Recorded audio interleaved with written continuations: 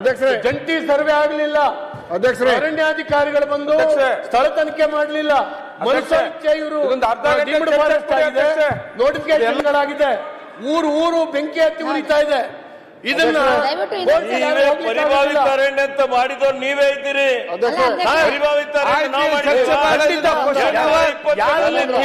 Sir 2022ರಲ್ಲಿ ನಿಮ್ಮ ಸರ್ಕಾರ ಇದ್ದಾಗೆ ಯಾವುದು ವೆರಿಫಿಕೇಶನ್ ಮಾಡಿದ್ರೆ ಸುಪ್ರೀಂ ಕೋರ್ಟ್ ಹೋಗಿ ಕೊಟ್ಟಿದ್ರಲ್ಲ ನೀವು. ಈಗ ಬಂದು ಮನೆ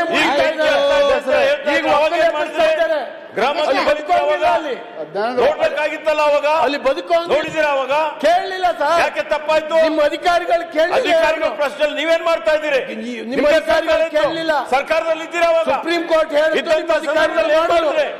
ಅಷ್ಟು ಬಿಟ್ಟು ಬೇರೆ ಏನಿಲ್ಲ. ನೀವೇ ಇವತ್ತು ಮನೆ ಸಭಾಧ್ಯಕ್ಷರೇ ಚರ್ಚೆಗೆ ಅವರು ಮಾಡಿದಂತದ ತಪ್ಪು. ಇದನ್ನ ಡೀಟೇಲ್ ಏನು ಪರಿಭಾವಿತ ಅರಣ್ಯ ಇದೆ, ಡೀಮ್ ಫಾರೆಸ್ಟ್ ಇದೆ, ತಪ್ಪಾಗಿ ಏನು ಕೊಟ್ಟಿದ್ದಾರೆ.